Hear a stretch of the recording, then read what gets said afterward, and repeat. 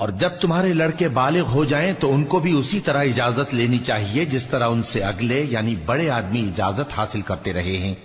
اس طرح اللہ تم سے اپنی آیتیں کھول کھول کر بیان فرماتا ہے، اور اللہ جاننے والا ہے، حکمت والا ہے۔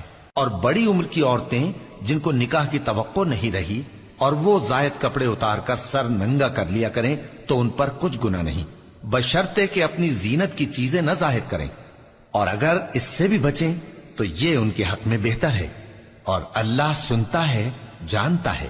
نہ تو اندھے پر کچھ گناہ ہے اور نہ لنگڑے پر اور نہ بیمار پر اور نہ خود تم پر کہ اپنے گھروں سے کھانا کھاؤ، یا اپنے باپ دادا کے گھروں سے، یا اپنی ماؤں کے گھروں سے، یا بھائیوں کے گھروں سے، یا اپنی بہنوں کے گھروں سے، یا اپنے چچاؤں کے گھروں سے، یا اپنی پھوپھیوں کے گھروں سے، یا اپنے ماموؤں کے گھروں سے، یا اپنی خالاؤں کے گھروں سے، یا اس گھر سے جس کی کنجیاں تمہارے ہاتھ میں ہوں، یا اپنے دوستوں کے گھروں سے۔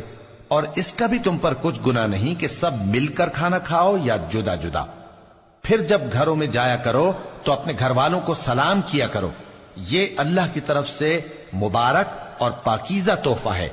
اس طرح اللہ اپنی آیتیں کھول کھول کر بیان فرماتا ہے تاکہ تم سمجھو۔ مومن تو وہ ہیں جو اللہ پر اور اس کے رسول پر ایمان لائے، اور جب کبھی ایسے کام کے لیے جو جمع ہو کر کرنے کا ہو پیغمبر کے پاس جمع ہوں تو ان سے اجازت لیے بغیر چلے نہیں جاتے۔ اے پیغمبر، جو لوگ تم سے اجازت حاصل کرتے ہیں وہی اللہ پر اور اس کے رسول پر ایمان رکھتے ہیں۔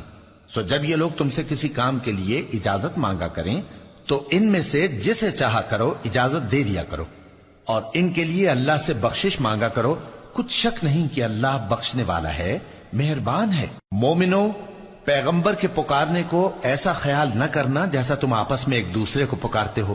بے شک اللہ کو وہ لوگ معلوم ہیں جو تم میں سے آنکھ بچا کر کھسک جاتے ہیں۔ تو جو لوگ ان کے حکم کی مخالفت کرتے ہیں ان کو ڈرنا چاہیے کہ ایسا نہ ہو کہ ان پر کوئی آفت پڑ جائے یا تکلیف دینے والا عذاب نازل ہو۔